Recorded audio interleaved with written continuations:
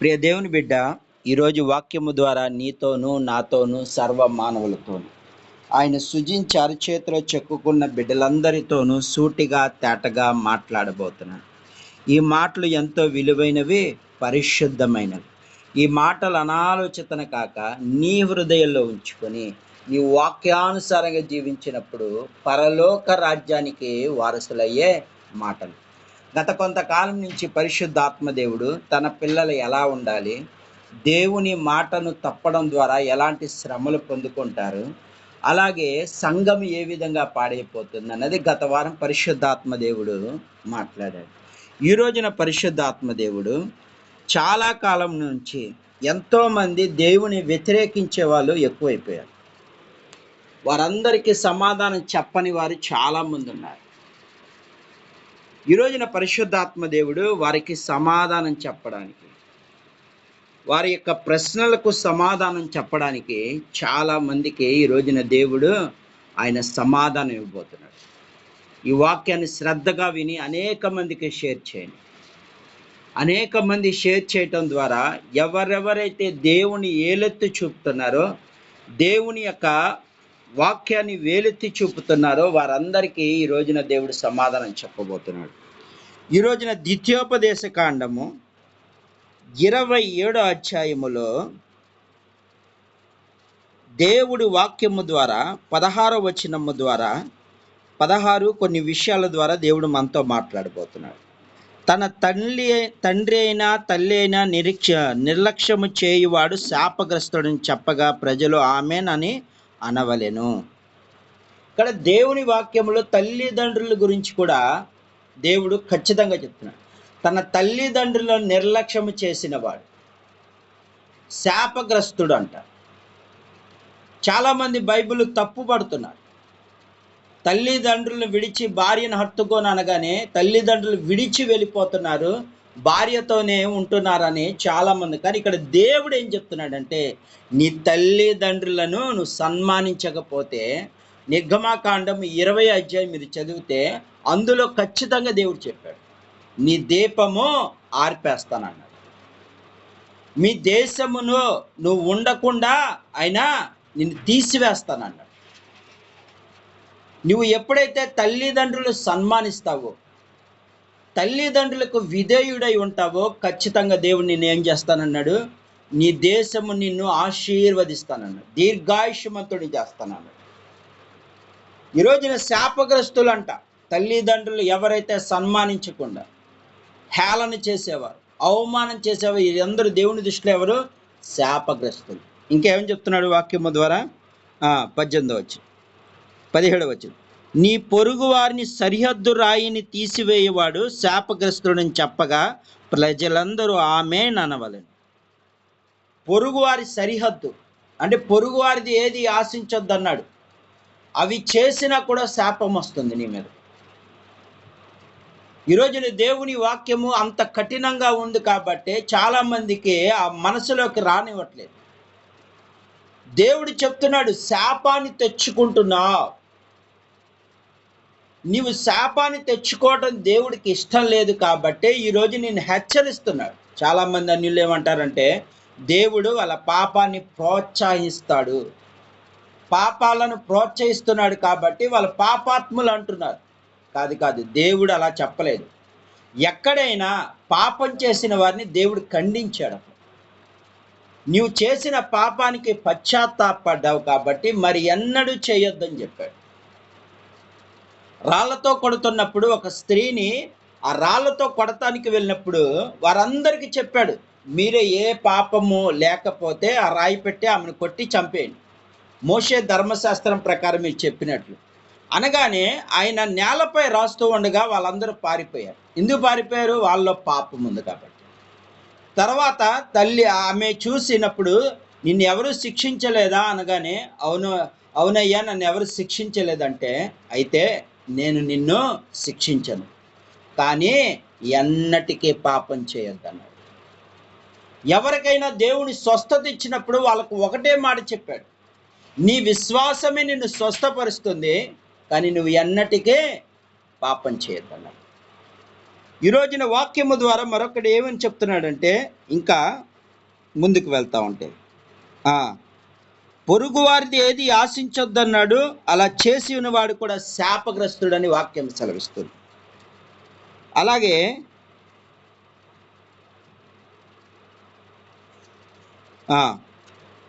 గుడ్డివాడును త్రోవ చూపని వాడు శాపగ్రస్తుడని ప్రజలందరూ ఆమె అనవాలంటున్నాడు.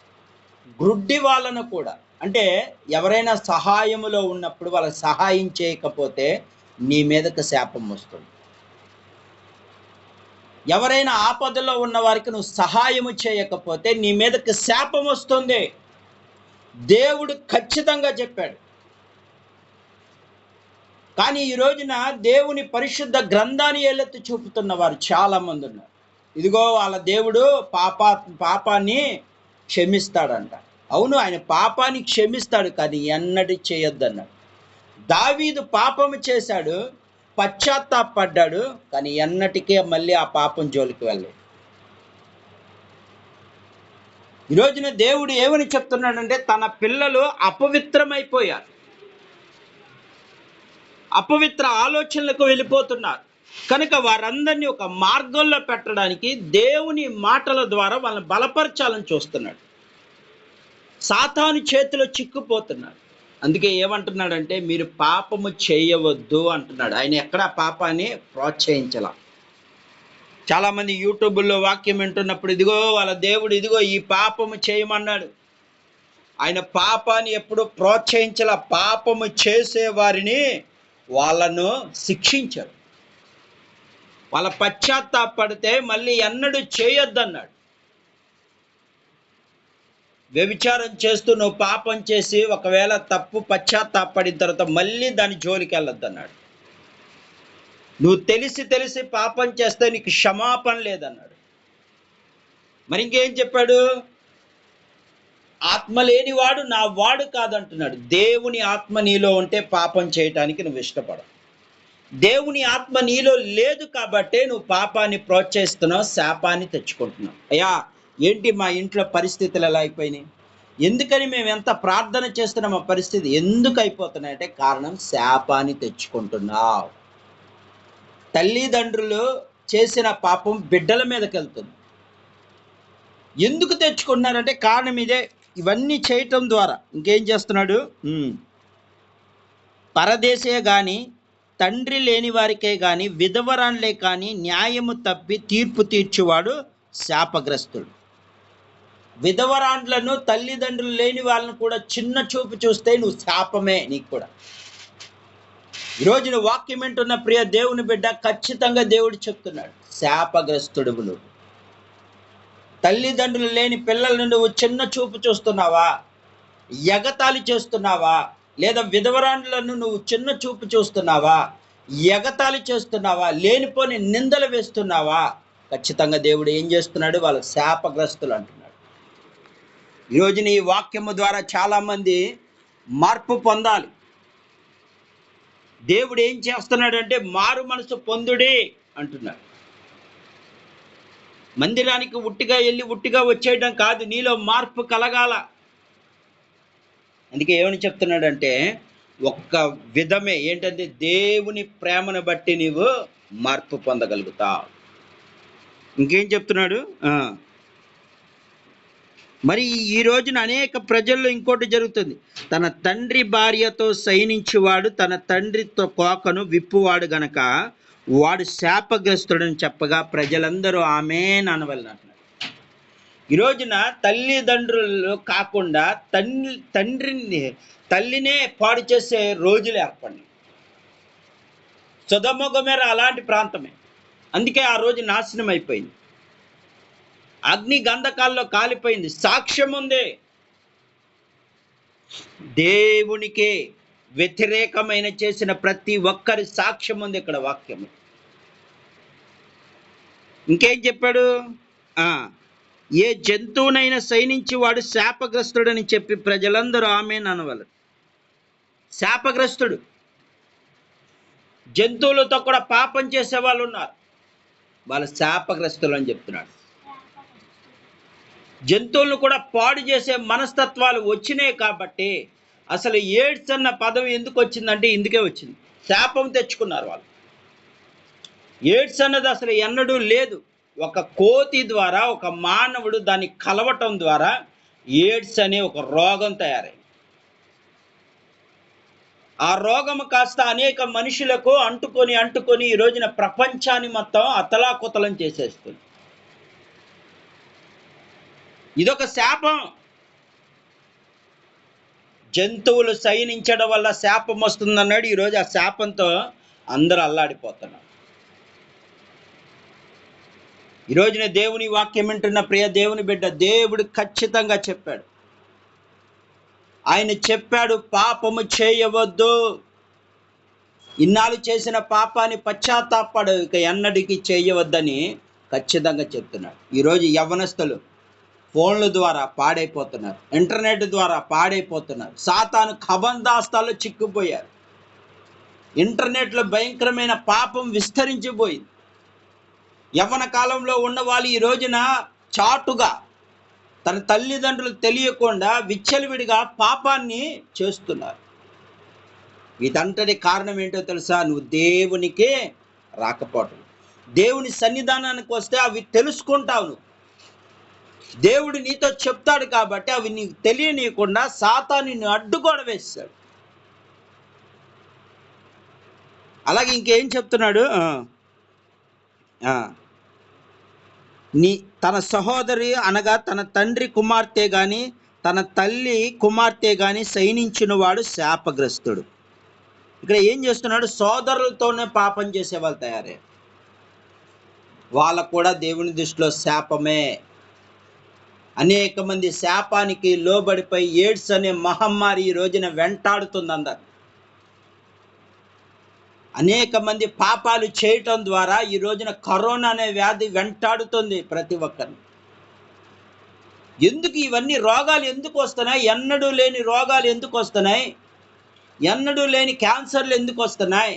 ఎప్పుడో కొన్ని సంవత్సరాల ముందు ఉండాల్సిన రోగాలన్నీ ఇప్పుడు ఎందుకు వస్తున్నాయంటే మనిషి పాపం ఎక్కువ చేయటం ద్వారా, దేవుని మాట వినకుండా ఇష్టానుసారంగా జీవించడం ద్వారా, శరీర ఈచ్ఛలకు లోబడిపోయి లోక పాపములోకి పడిపోయి ఈ రోజున ఏమైపోతున్నాడంటే మానవుడు దేవునికి దూరం అయిపోయి సాతాను చేతిలో చిక్కిపోయి ఈ రోజున ప్రపంచమంతా పాపం విస్తరించిపోవడం ద్వారా అనేక మంది రోగాలమయమైపోతున్నారు. ఎంత సంపాదించినా అది నీ దగ్గర నిలవలేకపోతుంది. నువ్వు కష్టపడి ఎంత పని చేసినా నిలవలేకపోతుంది. దేవుడు వద్దన్న పని చేసి ఈ రోజున శాపాన్ని కొని తెచ్చుకుంటున్నావు. పొరుగువారిని ఆశిస్తున్నావు. ఇంకేం చెప్తున్నాడు దేవుని వాక్యము ద్వారా?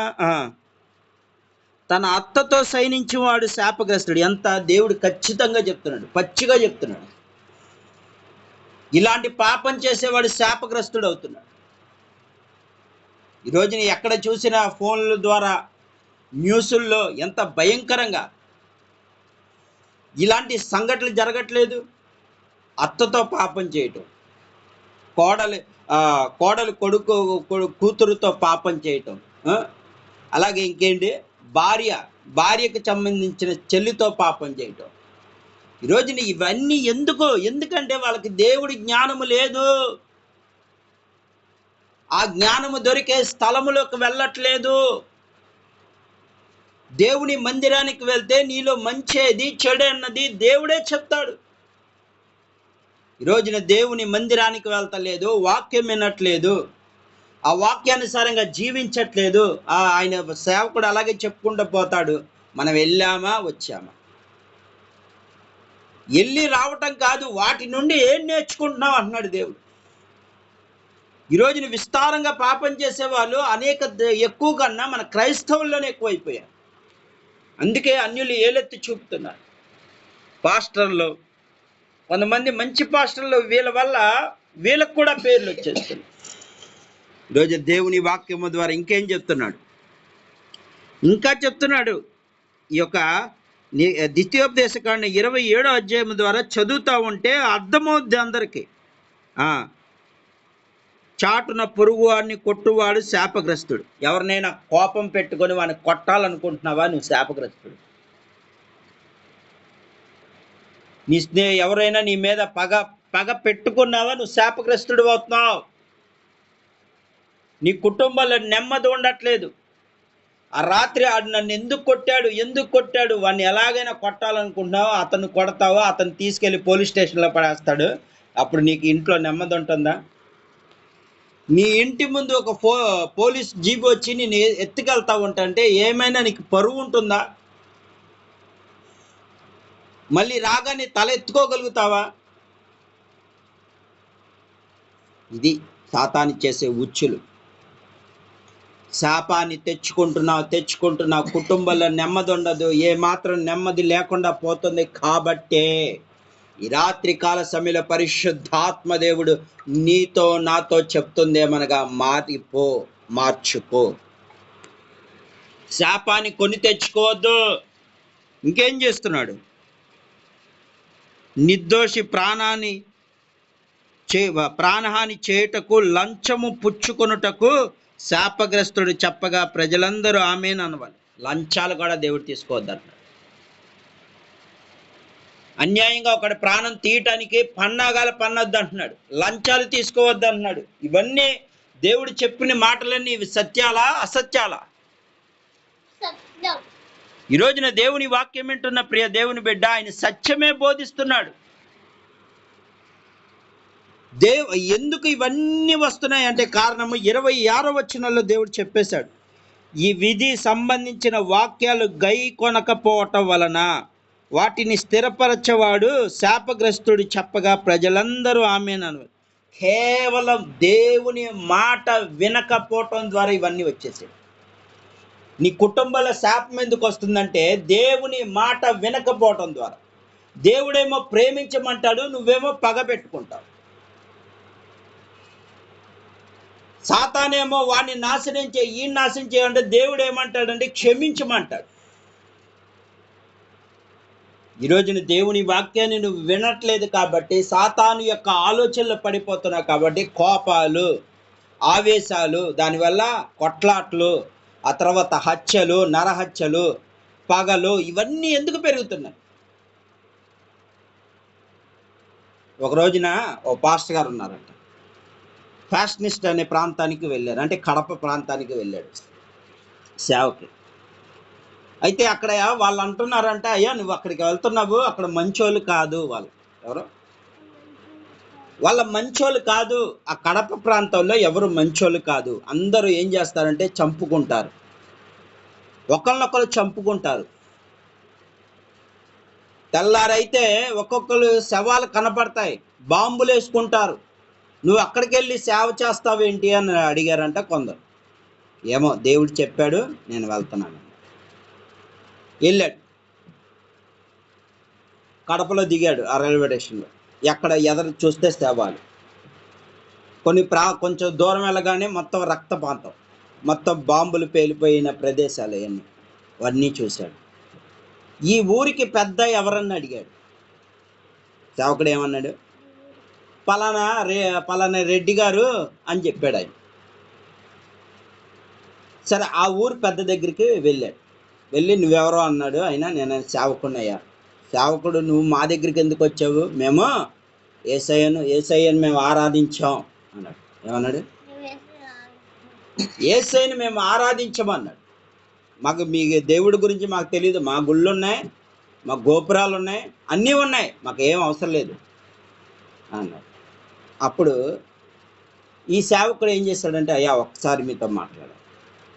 మీరు మామూలుగా అతిథులు, అక్కడ ఆచారం ఏంటంటే ఎవరైనా అతిథిగా వస్తే వాళ్ళని ప్రేమగా చూసుకుంటారు, వాళ్ళు చంపరు. అయితే మీరు అతిథులు చూస్తారు కాబట్టి ఒక్కసారి నన్ను కూడా ఒక అతిథి అనుకొని చూడండి అయ్యా అన్నాడు. సరే, అక్కడ వెళ్ళాడు. ఏమయ్యాడు? వెళ్ళి కూర్చున్నాడు. కూర్చున్న తర్వాత, అయ్యా మీకు ఒక మాట నేను అడుగుతాను, కోపగించుకోరంటే చెప్తానండి. ఏంటి చెప్పాను. అయ్యా మీకు ఎందుకు ఇంత కోపాలు, ఎందుకు ఇంత ద్వేషాలు, దేనివల్ల అని ఆయన్ని అడిగాడు. నాకు కోపం రాదా? మా నాన్నే వాళ్ళ కొడుకు చంపేశాడు, అందుకే నేను కోపం వచ్చింది, అందుకే వాడిని నేను చంపేశాను. అలా మా మధ్య ద్వేషాలు ఇలా పెరిగినాయి అన్నాడు. ఏమైంది? ద్వేషాలు ఇలా పెరిగిపోయినాయి. మేము కావాలని చేయలే, వాళ్ళే మా మీద గొడవ పెట్టుకున్నారు, మేము వాళ్ళని చంపాము, మేము ఇలా చంపుకుంటూ పోతున్నాం. అప్పుడు అక్కడ ఉన్న ఆడవాళ్ళని చూశాడు ఆయన సేవకుడు.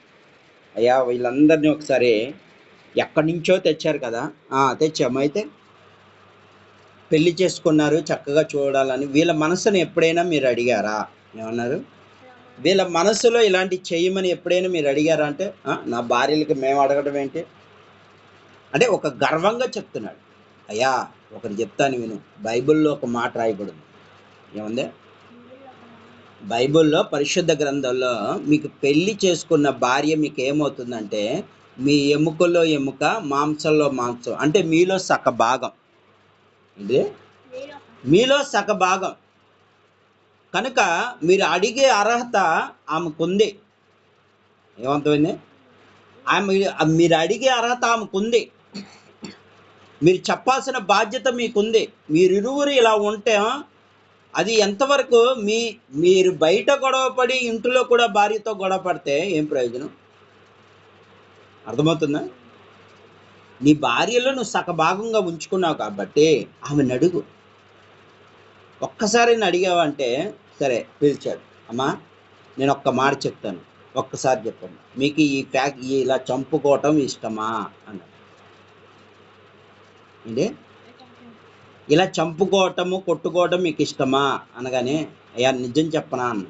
ఆ తల్లి వాళ్ళ అమ్మ అంటే, అయ్యా నాకు ఇష్టం లేదు, ఒకరినొకరు చంపుకోవటం నాకు ఇష్టం లేదు. అతను ఎవరో కాదు, మా అన్నయ్య కొడుకు. ఎవరో? అందరూ రక్తబంధాలే. ఇప్పుడు నేను ఆయన మీద పగ పెట్టుకోవడం నాకు ఇష్టం లేదు, కానీ ఇలా జరిగిపోతుందయ్యా, నేనేం చేయను. అప్పుడు యేసయ్య ఒక్కడే చెప్పాడు. ఏమన్నాడు? యేసయ్య ఒక్కడే చెప్పాడు. ఏంటి యేసయ్య చెప్పిందంటే, ప్రేమించు, క్షమించు. ఏమన్నాడు? ప్రేమించు, క్షమించు.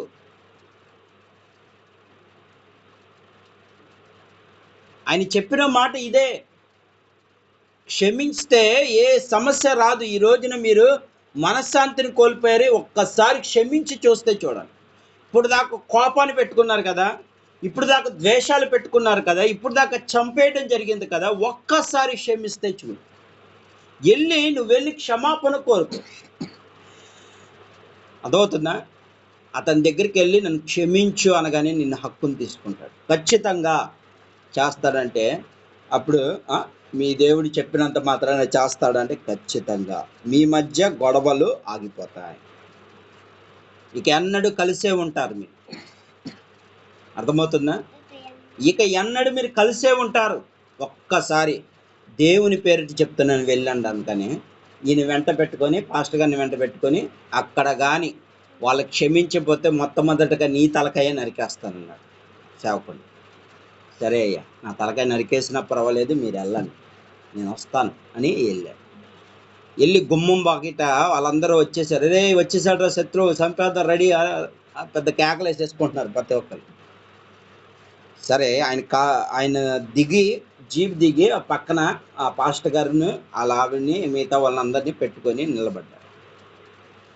ఆయన కోపంతో ఊపులు వేసుకుంటూ వచ్చేస్తున్నాడు. ఇంకో ఆయన ఎవరో చంపేద్దాం అనుకున్న ఆయన వచ్చేస్తున్నాడు. వచ్చేసి దగ్గరికి వచ్చేసరికి ఒకటి అన్నాడు, బావా నన్ను క్షమించు. ఏమన్నాడు? ఒక్క మాట అన్నాడు, ఏమీ లేదు. బావా ఒక్కసారి నన్ను క్షమించు, నీ చెల్లిని ఇలాగే నీ చెల్లిని క్షమించు. ఆ మాట అనగానే ఎక్కడ లేని కోపమంతట ఏమైపోయింది? ఎక్కడ లేని కోపమంతట దిగిపోయింది. తన చెల్లిని చూడగానే అతని కళ్ళల్లో కన్నీరు కారటం మొదలుపెట్టింది. ఎప్పుడైతే తన చెల్లి తన బావ తప్పు చేసామని క్షమించు అన్న మాట అనగానే వాళ్ళల్లో ఒక ఆనందం ఏర్పడిపోయింది.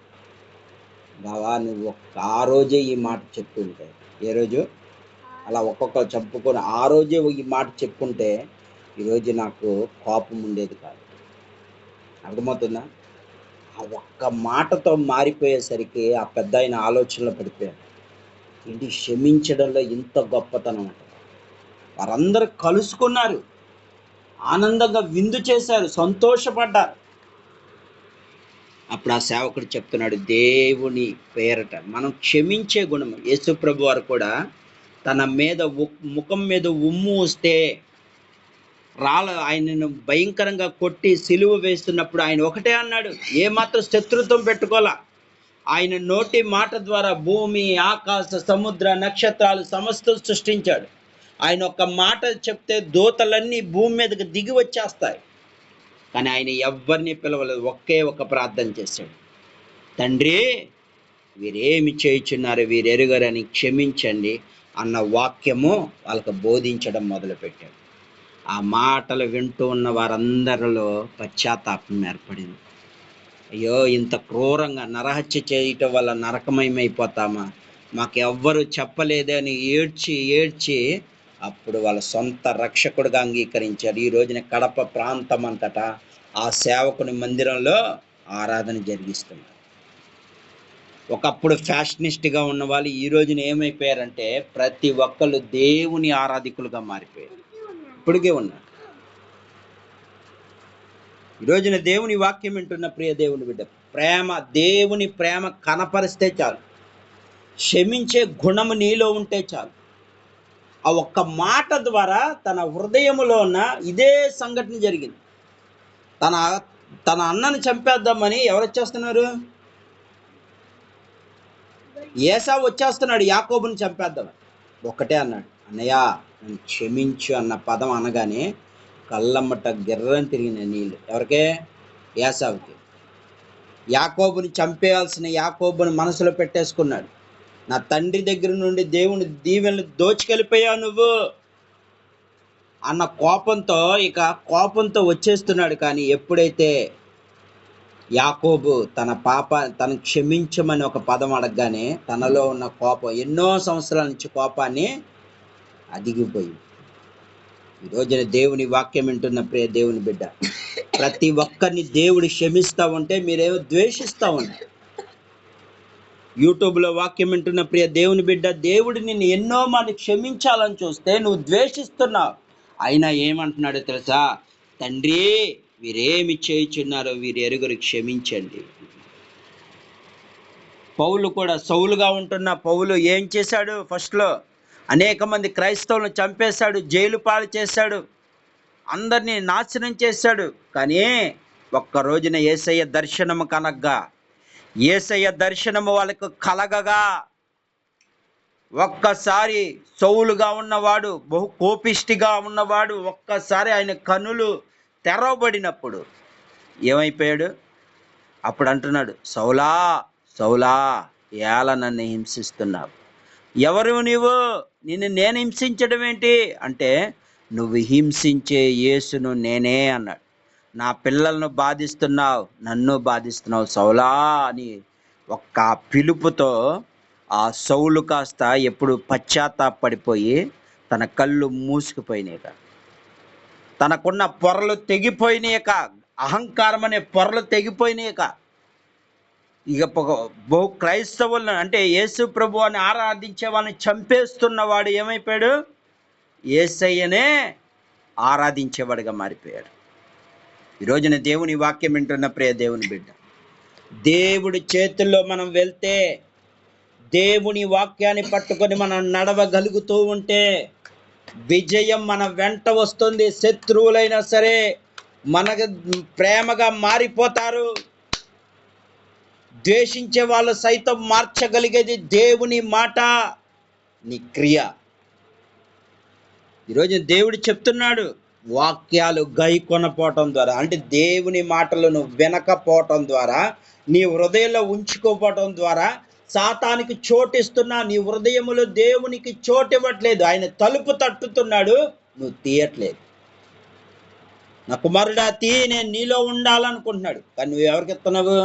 ఈ తలుపు నీది కాదయ్యా యేసయ్య, ఇప్పుడొద్దు, నువ్వు అక్కడ ఉండు, బయట ఉండు, కొన్నాళ్ళు ఉండు, ఇక నేను లోకంలో ఎంజాయ్ చేయాలి, నేను లోకంతో తిరగాలి, లోకంలో నా ఆశలు పెట్టుకోవాలి, లోకంలో అన్నీ నేను చేసిన తర్వాత నేను చచ్చిపోయే ముందు నేను పరలోకానికి వెళ్ళాలి కదా, అప్పుడు తీస్తానంటున్నారు.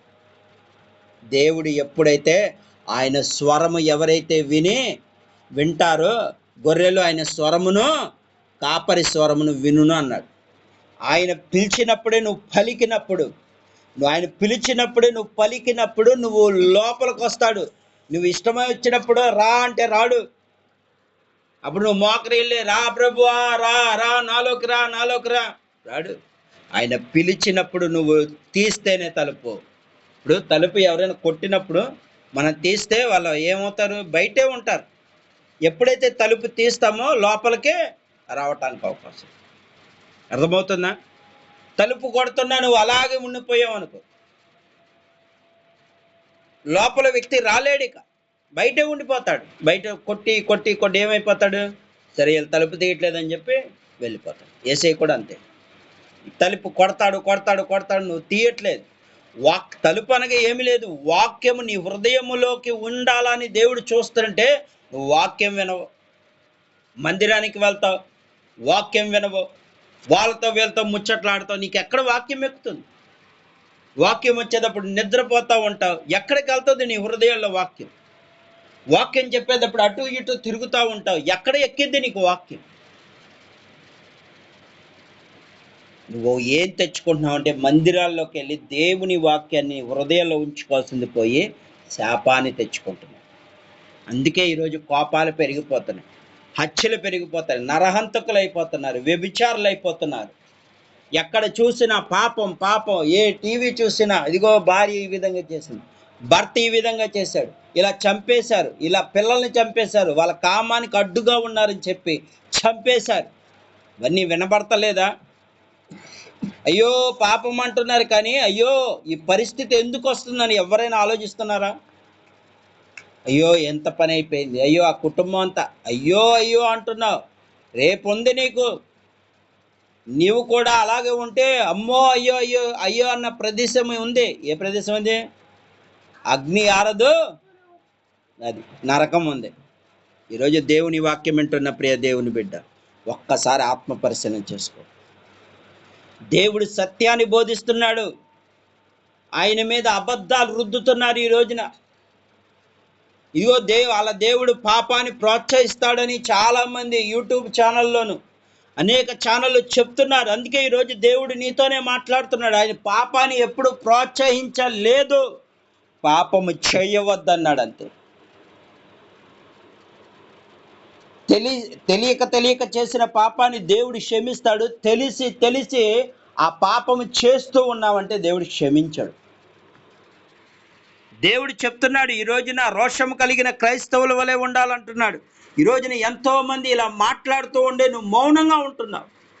నీ తండ్రి గురించి ఎవరైనా లేనిపోని ఆయన గురించి అబద్ధాలు ఆడుతూ ఉండి, మీ అమ్మా నాన్నల గురించి అబద్ధాలు ఆడుతూ ఉంటే మీరు తట్టుకోగలుగుతారా? వాళ్ళు లేనిపోయిన బూతులు మాట్లాడుతూ ఉంటే, ఇదిగో ఈయన ఎలాంటి వాడు అలాంటి వాడు అంటే తట్టుకోగలుగుతావా? నువ్వేం చేస్తావు? వాళ్ళ మీద ఎదురిస్తావు. మరి నీ పరమ తండ్రిని అంటున్నాడు, నీకోసం ప్రాణం పెట్టిన తండ్రిని అంటున్నాడు, నువ్వు ఎలా మౌనంగా ఉంటున్నావు? ఇదిగో నా దేవుడు చెప్పాడు, నువ్వు చెప్పింది రాంగ్ అన్నాడు, నువ్వు చెప్పింది తప్పు. నా దేవుని వాక్యం ద్వారా ఇదిగో చూపిస్తున్నాడు, తల్లిదండ్రులను సన్మానించమన్నాడు. వాళ్ళు ఏమంటున్నారు? తల్లిదండ్రులను వదిలేసి వెళ్ళిపోతున్నారంట. ఎందుకు వదిలేళ్తారు? ఇక్కడ వాక్యం ఏం సెలవిస్తుంది? తల్లిదండ్రులు సన్మానింపకపోతే నీ దీపం వార్పేస్తానంటున్నాడు. దేవుని పైన లేనిపోని నిందలు వేస్తున్నారు. మాటలతో, అనేక మాటలతో దేవునిపై నిందలు వేస్తున్న వారికి ఈరోజు దేవుడు చెప్తున్నాడు, ఆయన ఎన్నడూ పాపాన్ని ప్రోత్సహించలేదు.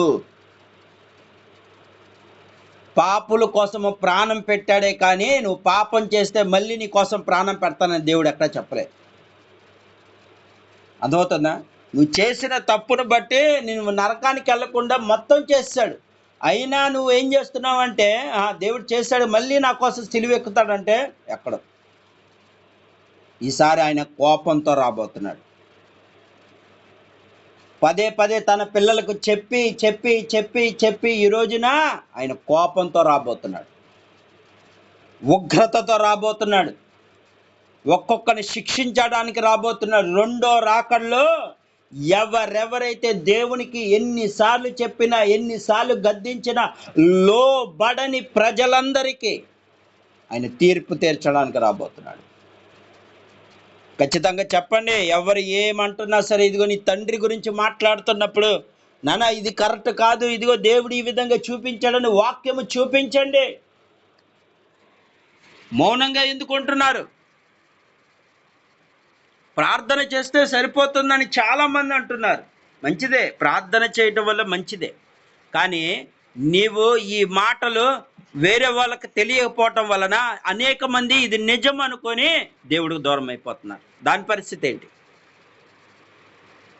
నువ్వు వెళ్ళి గొడవ పడమంట్లా, దేవుని మాటల ద్వారా చెప్పు. యూట్యూబ్ ద్వారానో లేకపోతే ఇన్స్టాగ్రామ్ ద్వారానో, నా దేవుడు ఇలా చెప్పలేదు, ఇది ఖచ్చితంగా చెప్పాడు, ఈ విధంగా చూపించాడు అని వాక్యాలను రుజువుపరచు.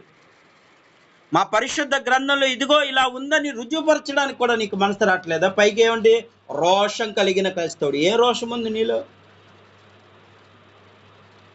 రోషం అనగా నువ్వు ఈ దేవుని తప్పు పడతా ఉంటే నీలో రోషం ఎక్కడుంటుంది?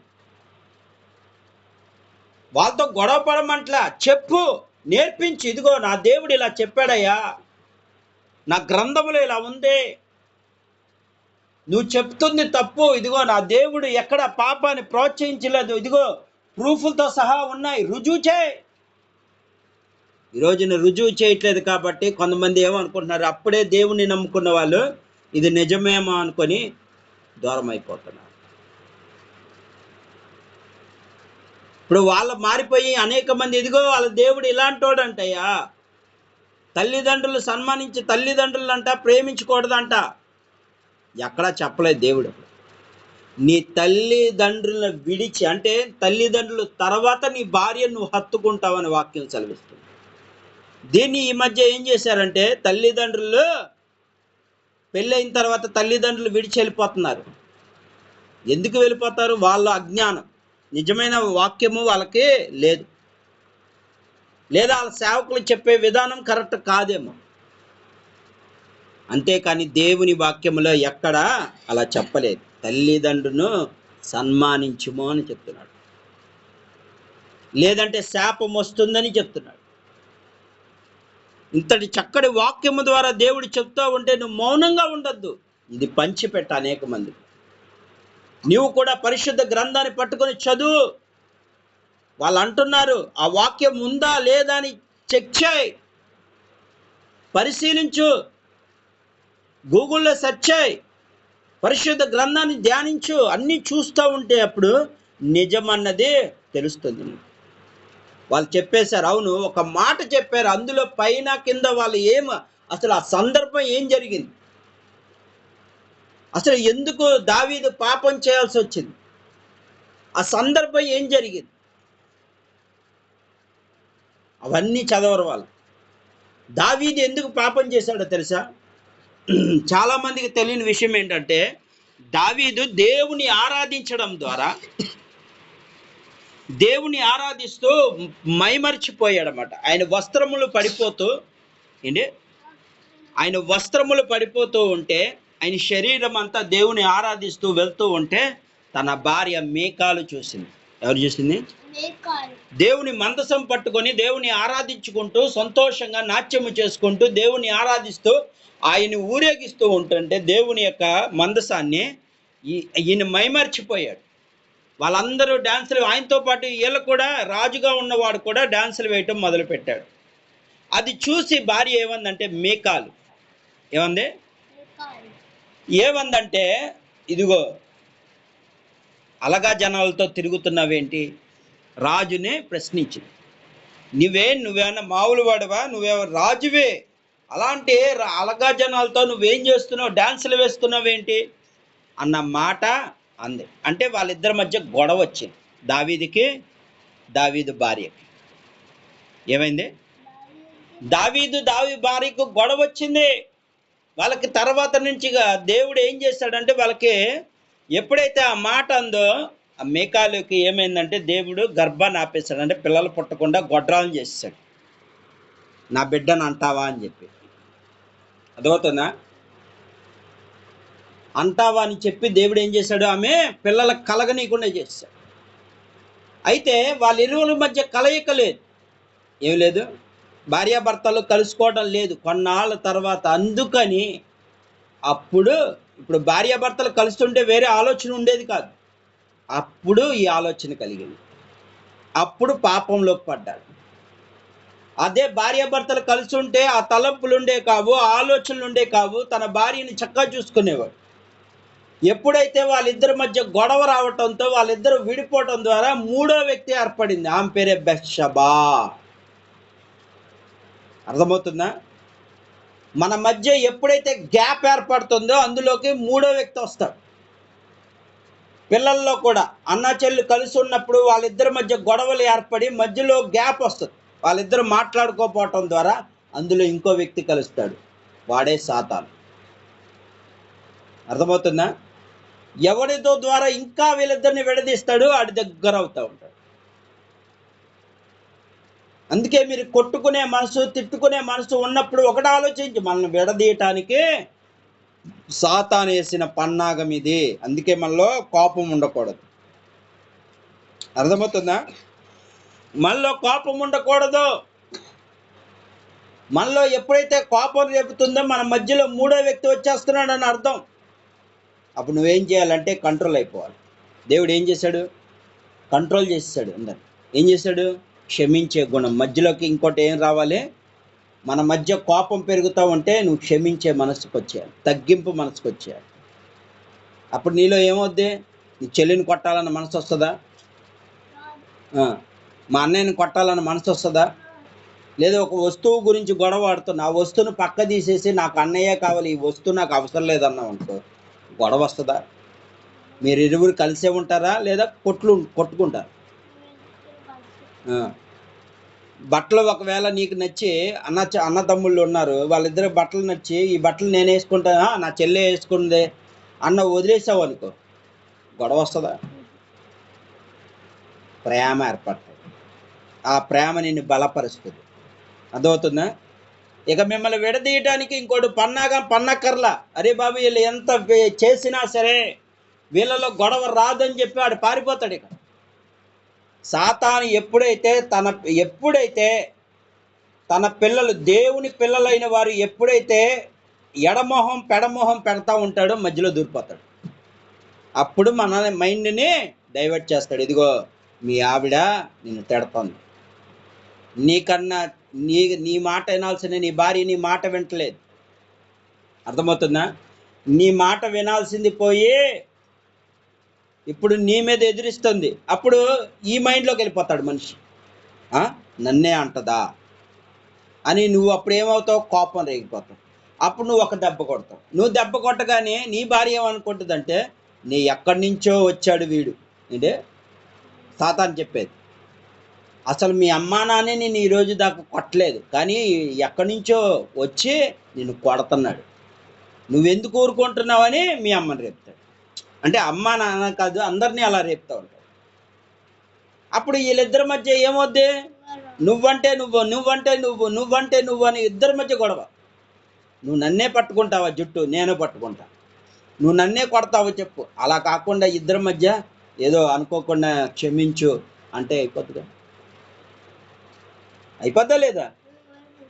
అనుకోకుండా కోపంలో కొట్టేస్తాను నన్ను క్షమించు అంటే 4-3 సార్లు బతిలాడితే ఏమైపోద్ది? కూల్ అయిపోద్ది.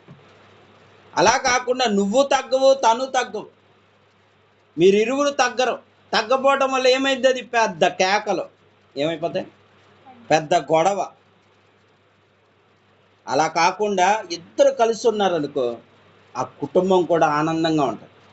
పిల్లలు కూడా అప్పుడు ఏమవుతారు? మంచిగా పెరగగలుగుతారు. గొడవలు వస్తున్నాయంటే కారణం ఏంటో తెలుసా? ఎవరైనా తగ్గట్లేదు. మీ అమ్మ తగ్గాలి, నేను తగ్గాలి. కానీ నేను తగ్గట్లేదంటే నాలో కోపం పెంచుతున్నాడు. నువ్వు నీకన్నా ఎవరో అమ్మాయి నీ మీద చేయి చేసుకుంటావేంటి? అవునా? అలాగే మీ అమ్మ ఆడేమంటాడు సాతాను వచ్చి, నువ్వు మీ నాన్న ఎప్పుడు కొట్టలేదు, నిన్ను కొడతావేంటి అసలు, ఆడెవడు అసలు కొడతాకి? ఈ మైండ్ సెట్లోకి వెళ్ళిపోతారు. ఇక మైండ్ సెట్లోకి వెళ్ళిపోయి గొడవ ఇక మనశ్శాంతి ఉండదు. ఎవరైనా సరే, చెల్లైనా అక్కైనా తమ్ముడైనా బంధువైనా ఎవడైనా సరే ఈ గ్యాప్లోనే అమ్మా నాన్న మధ్యలో గొడవ పెట్టేస్తూ ఉంటాడు. ఒక్కోసారి ధనం మీద గొడవ పెడతా ఉంటాడు. ఇదిగో నువ్వు అంత ఎందుకు ఖర్చు పెట్టావు, ఇంత ఎందుకు ఖర్చు పెట్టావు ఏంటి, దాని గురించి గొడవ అయిపోద్ది. ఇలా సాతాను అనేకమైన పన్నాగాలు, అనేకమైన బాణాలు వేస్తూ ఉంటాడు. ఆ బాణాలు తప్పించుకోవాలంటే రెండు ఆయుధాలు: ప్రేమించడము, క్షమించడం. కొంతమంది ఇంకా క్షమించే కొద్దీ ఇంకా ఎక్కువ చేస్తూ ఉంటారు. అయినప్పుడు మనం ఏం చేయాలంటే కంట్రోల్ చేసుకోవడానికి చేయాలి. కానీ ఎందుకంటే క్షమించే కొద్దీ ఇంకా రేపేస్తూ ఉంటాడు సాతాను. ఎల్లో ఇంకా తిట్టు, ఇంకా తిట్టు. ఇప్పుడు మాటలతో అయిపోయింది, నీకేమండి తిట్లు మొదలవుతాయి. తిట్లు మొదలవగానే ఇంకా కోపం పెరిగిపోద్ది. నన్నే తిడతావా అని చెప్పి ఎన్ని సాతాను పన్నాగాలని తెలిసి కూడా మనం పడిపోతుంది. అర్థమవుతుందా? అదే మౌనంగా దేవుని స్తుతించి చూడు. ఆ సమయంలో ఎవరిలో ఉన్న దురాత్మ బయటకు వచ్చేస్తుంది. ఒక రోజున నేను ఏ తప్పు చేయకపోయినా ఏంటి, మా నాన్న నన్ను కొడుతున్నాడు. ఏం చేయలేదు, మామూలు ప్రార్థన విషయంలోనే ప్రార్థనలో ఉన్నా. మా నాన్న దెబ్బలు కొడుతున్నాడు. కొట్టి కోపంతో రేగిపోతున్నాడు. బాగా తాగేసి వచ్చేసాడు, కొట్టేస్తున్నాడు. నేనేం మాట్లాడతలేదు, మౌనంగా దేవుని స్తుతించుకుంటున్నాను. స్తోత్రం స్తోత్రం వందనాలు. తిడుతున్నారు లోపల నేనేం చేయట్లేదు. తిడుతున్నారు, వాళ్ళు తిడుతూ ఉంటారు, నేనేం ఏం మాట్లాడతలే, దేవుని స్తుతిస్తున్నాను లోపల. అరే మేము ఇక్కడ మాట్లాడుతుంటే నువ్వేంటి రాస్తే ఏంటి నోట్లో కొనుక్కుంటున్నావు అంటున్నారు. నేను ఎవరితో మౌనంగా తలకాయ దించేసుకొని అలాగే వాళ్ళు ఎన్ని అంటున్నా సరే అలాగే భరిస్తూ ఉన్నా. ఒక్కసారిగా భరిస్తూ అప్పుడు చీకటైపోయేసరికి అప్పుడు దాకా తిడతానే ఉన్నారు, మౌనంగా ఉన్నా. దేవుని స్తోత్రం అని ఇలా కళ్ళు ఇలా పైకెత్తారు. మా నాన్నలో ఉన్న దురాత్మ అట్టి ఎగిరి పడిపోయింది. మా నాన్నలో ఉన్న దురాత్మ. నేను స్తుతులు చెల్లిస్తూ ఉండగా స్తోత్రం అని లోపల, అంటే బయటికి రావట్లా, లోపల స్తోత్రం చెల్లిస్తూ ఉండగా కళ్ళు ఇలా పైకి ఇలా ఎత్తాను. అప్పుడు దాకా తలదించి పైకి ఇలా ఎత్తాను. మా నాన్నలో ఉన్న దురాత్మ అట్ట పడిపోయాడు మా నాన్న. అమ్మో, వీడి చుట్టూ దేవుడు ఉన్నాడని గట్టిగా కేకలేసాడు. ఏమన్నాడు? వీడు మామూలోడు కాదు, వీడి చుట్టూ దేవుడు ఉన్నాడు అని పెద్ద కేకలేసి పారిపోయింది. మా నాన్న అప్పుడు మత్తులో ఉన్నవాడిని లెగిసి, అంటే మత్తు ఇక దిగిపోయింది, ఇక ఆ తాగుడు అనే వ్యసనం పారిపోయిన తర్వాత, అరే నీ దేవుడు గొప్పవాడరా, ఇదే మాట ఏమన్నాడు, నీ దేవుడు గొప్పవాడురా అన్నాడు. అన్న తర్వాత, నాన్న ఆ గొప్పవాడిని నీకు పరిచయం చేస్తారా అన్న నాన్న అని చర్చి కాడే తీసుకొచ్చాను. కొన్నాళ్ళు బాగానే ఉన్నాడు, వస్తున్నాడు, ప్రార్థన అంటే రా అన్నాడు, ప్రార్థనకు వస్తున్నాడు. చక్కగా జీసస్ మిరాకిల్ తీసుకెళ్ళాను, చాలా చోట్ల తీసుకెళ్ళాను, ప్రార్థనలో ఎదుగుతున్నాడు. మళ్ళీ స్నేహితులు వచ్చారు. ఏ స్నేహితులు? మా మధ్యలో మా స్నేహితులు, మా నాన్న స్నేహితులు. ఈయన ఎక్కడ దేవుళ్ళు ఎదుగుతాడని చెప్పి ఆ స్నేహితులు రారా బయటికి వెళ్దామని చెప్పి తీసుకెళ్ళిపోయి మళ్ళీ వ్యసనాలకి లోబడిపోయారు. ఆ ఒక్కసారి అలవాటు చేశారు. ఇక మా నాన్న ఏం చేశాడంటే ఇంకా బాగా తాగుడికి అలవాటు అయిపోయారు. వాళ్ళు సేఫ్ అయిపోయారు. ఒక్కసారి అలవాటు చేశారు, సేఫ్ అయిపోయారు. ఈయన తాగి ఆఖరికి ఏమైపోయాడంటే అడుక్కునే స్థితికి వెళ్ళిపోయాడు. మందుకు డబ్బులు లేకపోతే వీళ్ళని అబద్ధాలు చెప్పి, ఇదిగో నా భార్య చచ్చిపోయింది, నా పిల్లలు ఇలా అనాథగా ఉన్నారు అని మా మీద డబ్బులు అడుక్కొని తాగటం, ఇలా ప్రతి 2 వారాల నుంచి అలాగే చేస్తున్నారు. అర్థమవుతుందా? అంటే ఇప్పుడు నాలో ఏం లేదు, మనశ్శాంతి లేదు. ప్రార్థన చేస్తున్నాను కానీ ఈ పరిస్థితికి వెళ్ళిపోయేసరికి మనశ్శాంతి లేదు. నాన్న అంటే వస్తారా అంటా ఉన్నాడు, చర్చికి రావట్లేదు, ఆగిపోయి. అర్థమవుతుందా? ఈ రోజున దేవుని మాటల ద్వారా దేవుడు చెప్తుంది ఒకటే, సాతాను మన మధ్యలో దూరిపోతా ఉంటాడు, శాపం మన వెంటాడుతూ ఉంటుంది. అందుకే వాక్యము ద్వారా దేవుడు శాపాన్ని కొని తెచ్చుకోవద్దు. దేవుడి నుండి నీకు ఆశీర్వాదం రావాలంటే ఆయన మాట వినాల్సిందే. నీ కుటుంబంలో నెమ్మది రావాలన్నా, శాంతి రావాలన్నా, సమాధానం రావాలన్నా దేవుని మాట వింటేనే నీలో ఆనందం ఉంటుంది. దేవుని మాట వింటేనే నీలో సంతోషం ఉంటుంది. దేవుని మాట నీరు వింటేనే నీ కుటుంబము ఆనందకరంగా మారిపోతుంది. ఎన్ని కష్టాలు వచ్చినా, ఎవరు ఎన్నన్నా సరే నీ మైండ్లోకి రాదిక. దేవుడు ఆపేస్తాడంతే. ఇక నీ నోట్లో వాళ్ళు ఎన్ని తిట్టుకుంటున్నా స్తుతిస్తూ ఉన్నావు అనుకో, వాళ్ళలో ఉన్న దయ్యం బయట కనపడుతుంది. ఇంకా కేకలు వేస్తూ ఉంటాడు. అప్పుడు నేను మౌనంగా ఉండేవాడు.